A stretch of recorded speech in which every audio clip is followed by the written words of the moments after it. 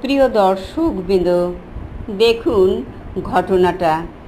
গতকাল একটা বিড়াল দেখি গাছের শিকড় খাচ্ছে, আর আজকে মঙ্গু আমার ওই তো মশলা খাচ্ছে। ও অনেক দিন থেকেই মশলা খুব পছন্দ করে।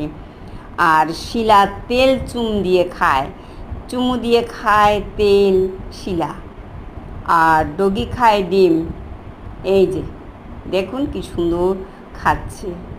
দেখুন মশলা, আমি কোনোদিন ভাবতেই পারিনি যে বিড়ালে মশলা খায়। হ্যাঁ, অ্যাড দিয়ে দিন, দেখুন কি সুন্দর, কতটা ভালো হলে ও খাচ্ছে।